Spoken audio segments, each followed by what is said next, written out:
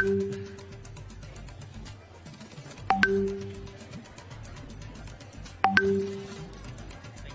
on. Okay.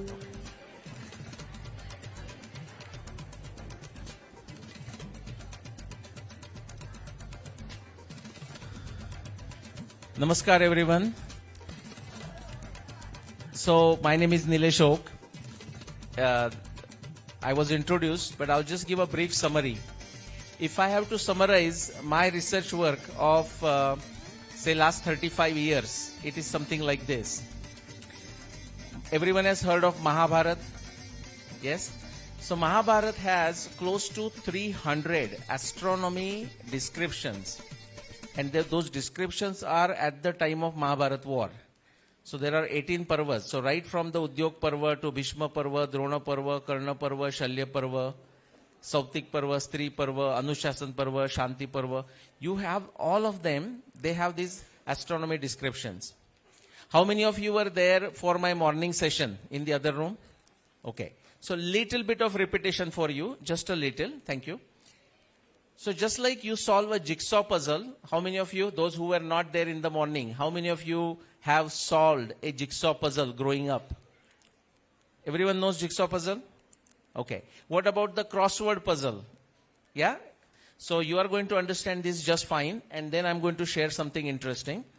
So those 300 astronomy descriptions from the Mahabharata text, and then using scientific acumen, logic, empiricism, like actually testing it using astronomy software, astronomy calculation, you bring them together as if solving a jigsaw puzzle, a crossword puzzle.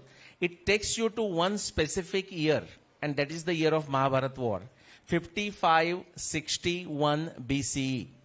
Okay, so 5561 BC, just for simplicity, 5561 plus 2025, about 7586. We are not going to make this complicated. Mahabharata more than 7,000 years ago. How many of you have heard Ramayana? Okay, so Valmiki Ramayana, which is much smaller compared to Mahabharata. Mahabharata is like 100,000 verses. Ramayana is like 1/4 the size. Interestingly, it has close to 600 astronomy descriptions. Okay. Now again, you solve them like jigsaw puzzle, crossword puzzle. This is just as a metaphor. Actually, you have to use the scientific acumen. You have to understand astronomy. You have to understand Indian astronomy, modern astronomy. But you solve as if like a crossword puzzle, jigsaw puzzle. It takes you to one specific year as the year of Ram-Ravan war, Ram-Ravan Yuddha. That year is 12,209 BCE. Just for simplicity, add 2,000, about 14,000 years ago. Okay. Now both this Ramayana and Mahabharata refer to river Saraswati. Okay. They both have river Saraswati. Today we don't have that river Saraswati. So it happened at a time when river Saraswati existed. How many of you have heard of Vedas or Rigveda? Now Rigveda has wonderful descriptions of Saraswati. In fact, the descriptions of river Saraswati that are there in Rigveda are not the descriptions of river Saraswati in Ramayana or Mahabharata. By the time of Ramayana, Saraswati has become very small. By the time of Mahabharata, actually it almost became extinct, and it rejuvenated because the monsoon, rain, that became intense. So what does it tell us? Both Ramayana and Mahabharata talk of Rigveda, talk of all 4 Vedas. So Vedas are before that. And I have shown that they're definitely older than 21,000 years. So just for simplicity, imagine the multiplication table of 7. More than 7,000 years ago Mahabharata, more than 14,000 years ago Ramayana, more than 21,000 years Rigveda. That's kind of a summary of my 35 years of work. Today what I want to show you is that Ramayana time, 14,000 years. Now people ask me this question, when I established that Ramayana happened 14,000 years ago, or even Mahabharata 7,000 plus years ago, they say, well, so when India was in India, when Mahabharata was happening, how come there was nothing else happening around the world? What else was happening? Actually, there was a lot that was happening. But the problem is, whereas we have our text still preserved for us, most of the other world, their text, they may have a text, but those are gone.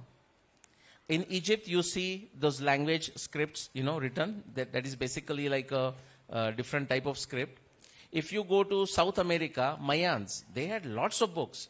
It's not only India where the libraries were burnt.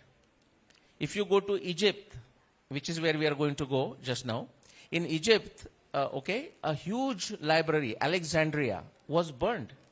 It was also burning for a long time. Lot of mathematical stuff was gone. If you go to Mexico, the place is called Tenochtitlan, the Mexico city. When the Spanish people came to Mexico, and the local people were called Mayans or Aztecs, and they had a codex, lots of text written. So whatever was in the buildings, like engraved, like we have the engraved, that survived. But whatever was written on the papyrus, like on the certain, just like we have the palm leaves and something, that was all burnt. And the library was burning for months. So a lot of things is lost. But something very interesting, whereas India, we have a lot of itihasa. Still the texts are surviving. Ramayana has survived, Mahabharata has survived. But if you go outside, not much has survived. To the extent, how many of you have heard the name Charles Darwin? Yeah? If you go before Darwin in Western Europe, if you say history, hey, can you tell me about the history? The only text really they talked about is Bible. That's it. They didn't have another text. But there was one more text I'm going to talk about, which is, there was a guy, let me ask you if you have heard the name, Herodotus. Wow, that's impressive. Quite a few hands up. He wrote a book, and it was, of course, translated in English. Anyone knows the name of it? Herodotus wrote a book. The name of that book is The History of the World. And now what the history he wrote, he said it history of the world, but he wrote history of the world he knew. In fact, that time he thought India only had one river, which is Indus. He didn't know more. But very interestingly, the Ramayana history has also indirectly preserved in that text. So let's talk about this. So in the morning you saw this temple, you heard about it. And I'm sure you have heard about the pyramids. By the way, Egypt is not the only place where there are pyramids. If you go around the world, in fact, Mexico has 400 plus pyramids. Everyone knows the pi value? 3.14. The Mexican pyramids the ratio is 2 pi is to 1. The Egyptian pyramids are 4 pi is to 1. So Egyptian pyramids are taller. Mexican pyramids are flatter. But that same ratio is used. So there are these pyramids and there are these temples. You see a reference used by Vyasadeva in Mahabharata. He says, Eduka Chinna na deva gruha bhushita. So while India was building temples around the world, people were building structures like temples, but there is no deity inside. They were building after them. Like, you know what's inside those pyramids? The kings, they were buried inside those pyramids. So let's go through this. So people ask, where is the evidence for Ramayana outside? Or is it just only in India? Now, how many of you know that the king of Thailand is called Rama 1, Rama 2, Rama 3? Today, right now, it's going on Rama 11. So he would have a different name, but as an honorific name, he is given Rama, and then next number, Rama 10, Rama 11, and so on. But it is not only in the east of India that the tradition remains. In fact, anyone knows the dynasty of Bhagwan Ram? What is it? Solar dynasty. And what is the name? Ikshvaku dynasty. Surprise, surprise. When Bhagwan Buddha, even when he was around, he was also claiming his connection to Ikshvaku dynasty. Vardhaman Mahavir, who initiated the Jainism, he also connected himself with the Ikshvaku dynasty. That is the power of Ikshvaku dynasty. And that is the same reason the kings of Thailand also wanted to connect with Bhagwan Ram. But I'm going to take you to Egypt. So Herodotus, before Darwin, besides Bible, if you go to the West, there was a guy named Herodotus, a Greek guy, and he roamed around. He was a traveler. In fact, from Greece, you can visualize Greece. There is a Mediterranean Sea in between. So from the north of it, where the Greece is, he traveled to Egypt, to the south. And he roamed around. And based on his information that he collected, he wrote the book, and now it's translated as History of the World. Something very interesting. Now, his time is 2,500 years ago, 500 BCE. Just keep this in mind. We need to do some math. Herodotus was around about 2,500 years ago. Can you keep that in mind for next 10 minutes? Okay. Now he wrote it, he went to Egypt, and he went to along the river Nile. And the local pharaoh, think of him as a tourist guide for our simple discussion. So tourist guide took him, he says, let me show you something. This is a site, must see in Coimbatore, must see in Egypt. He took them along the river Nile. And this you can find in Herodotus' book. Those of you have, everyone knows Wikipedia these days or Google, you can do it afterwards to keep me honest. Because, we can hear it, but you just don't want to trust it right away. You say, is this guy telling me truth? Okay? Because we cannot trust everything we read and watch it on the TV. So if you go Herodotus, book number 2, okay, you can these days find online, book number 2, and what I'm going to tell you is from chapter 124 to 143. Those are the chapters from this. So this guy, Herodotus, went there, the local pharaoh or the travel guide, took him along the river Nile, and what he showed? He showed a series of statues. Those statues are no longer there. They were there 2,500 years ago. They are no longer there. He showed Herodotus 341 statues. And he said, this guy is a son of this. Okay, A is a son of B, B is a son of C, C is a son of D, and just went like this. 341. And then he did some math. That's not on this page. Let's go further. And so the math came to, he said, for approximately 3 kings, about 100 years, 99 years. So do the math, and he did the math. Those numbers are there in his book. He says that 341 generation amounts to 11,340 years. Are you with me? So far? Okay. So at the time of Herodotus, 2,500 years ago, he was shown 341 statues, and the timing of that, and the king and son and a king, and the timing was 11,340 years. So just if you add them approximately, what does happen? 14,000 years ago? That is the timing of Ramayana. But where is the kick? The kick is here. Now he said, all these kings, the travel guide said, all these kings were basically like human beings, basically like human beings. But the first king in that line, before that 341, okay, he was such an ideal king. He was ruling, his rule was a wonderful rule, just like what we will call Rama Rajya. Have you heard the term? Okay, the rule of Rama kind of thing. They did not use the word Rama Rajya. I'm saying it was a very altruistic, very utopian kind of kingdom. And Herodotus tells the name of that king who came before that 341 king. That name, because it came in Greek, and then it is coming from Egyptian to Greece and then translated in English. There are a lot of variations. But the name of that earliest king who had a very ideal rule, his name is read as a Ramf Sinitos, Ramf Sinios, and so on. Just like we will say Sita Ram, Ram Sita. Okay, something very interesting.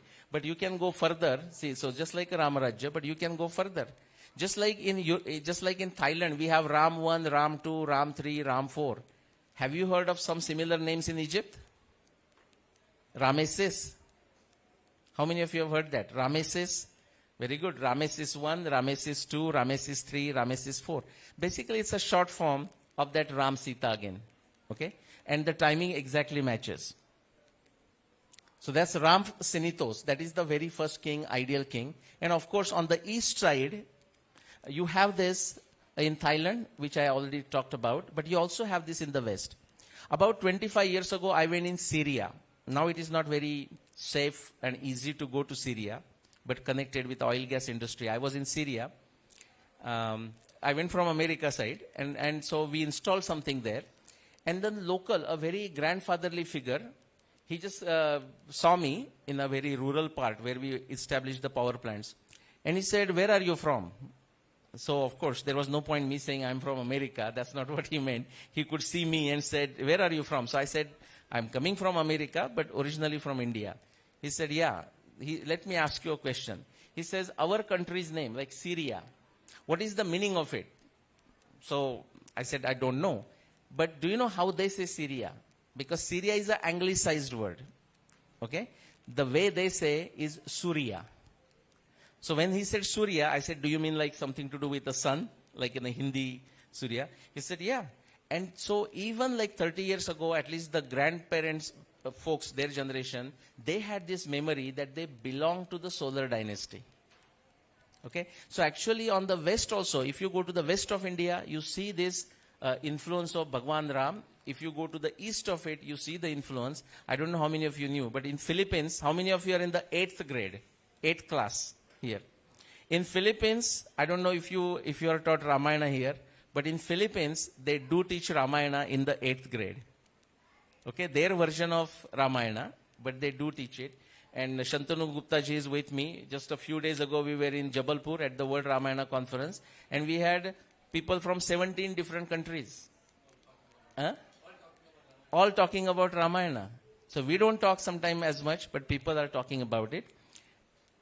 Okay, so and now this one may be a stretch. This is not mine. This is actually, see, this is what you have to be careful about. This is, you believe it or not, this is created by artificial intelligence, AI. I did not suggest it. It says Bhagwat, the Pharaoh might have come from Bhagwat. Okay, so don't take it like this. But actually the words comes like this. Baghdad, I'll just mention on a Baghdad. Now what if I tell you that the Baghdad actually has a Sanskrit connection? The word Baghdad. How many of you will believe that? He said, come on now. We heard you so far. Now just don't push us too much. Actually, that is the connection. If you can watch on a YouTube, you can simply type Baghdad and Nilesh Oak and you'll get a video. The Bhagadatta, who fought from the Kaurava side in the Mahabharata war, actually came to the west of India. Okay? And the Baghdad basically comes from an old Persian and literally means the exactly same thing it means in Sanskrit. Bhaga, like Bhagwan. Datta is like a dana, is like a given by God, by the blessings of God. And that is exactly the meaning of Baghdad even you find today. So we have lost the connection in the sense because we don't believe it ourselves. But if you just go and try to pull it, you will get the connection. In fact, you can find many similarities. I'm going to stop here and leave time for question answer. But just like we have the original Egyptian pantheon, you will see 8. Like we have 8 Vasus. Bhishma was considered one Vasu. And then they also have another group of deities, which is number 12. We have 12 Adityas, which basically if you take 8 Vasus, 12 Adityas, 11 Rudras, and 2 Ashwinis, that add up to 33. And it's not 33 crore, by the way. We say there are 33 crore deities. There are not 33 crore deities. Crore, koti. The Sanskrit word koti means types. There are 33 types of deities. You can see this basically. You can see this list added. But somewhere koti we took it as to mean crore because that also could another meaning of koti is like that. Okay, so let me see. This is another interesting related to the Egypt. Everyone knows Nile flows through Egypt.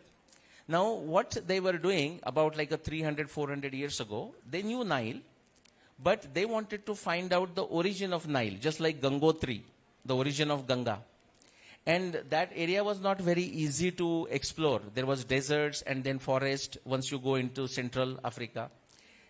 The person, his name is there, John Hanning Speke, the person who found the origin of Nile, where the Nile begins.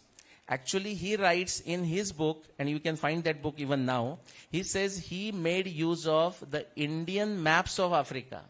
The maps of Africa made by Indians, where they are referring to mountains there as a Somagiri, and the Nile is referred as a Nila Nadi.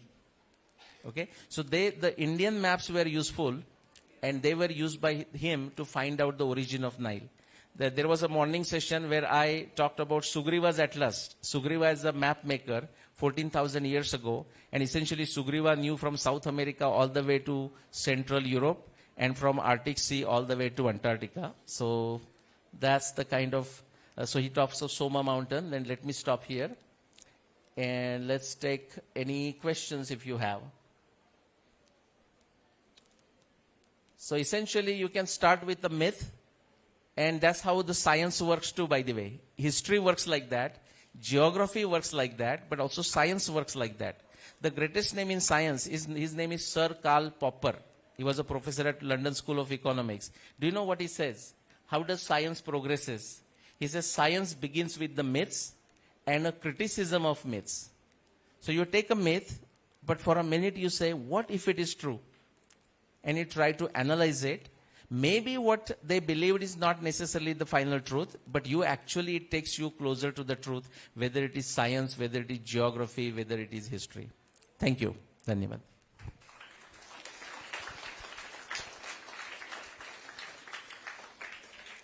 Any questions? How much time, ma'am, we have? If you're done, we can stop. 15 more minutes.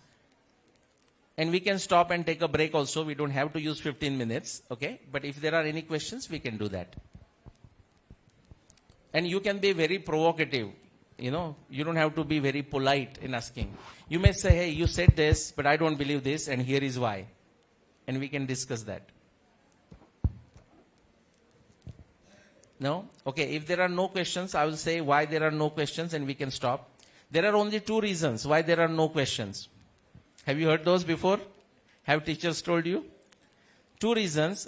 Either whatever I told you, you already knew, therefore there are no questions, or you did not understand whatever I said. That is the second reason why you may not have questions. If no questions, we can stop. No questions? Thank you so much. Okay, bye.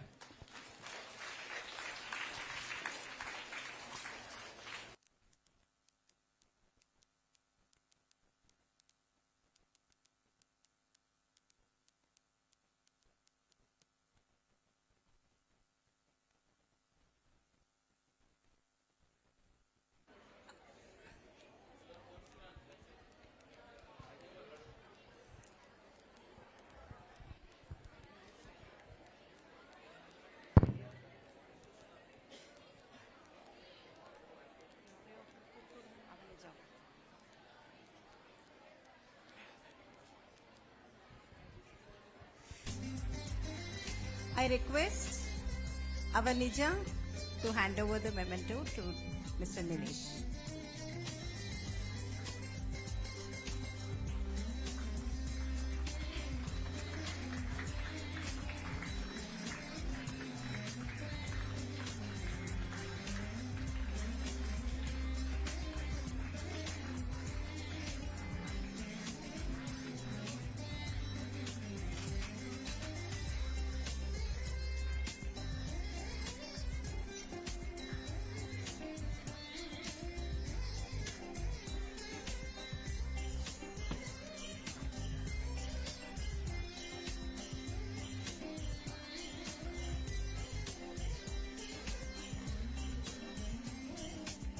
Thank you, sir.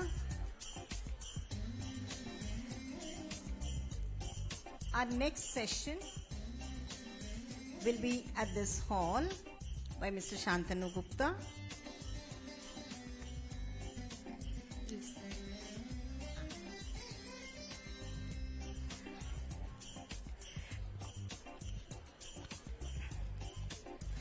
This session will be attended by Vichara grades 7 to 9 and 11, KPM School grades 7 and 8, BBB grades 7 and 8, Kikani grades 7 and 8, Prakriya grades 7 and 8, and Nachiyar School. The other children can leave the hall and make way for the rest of the students.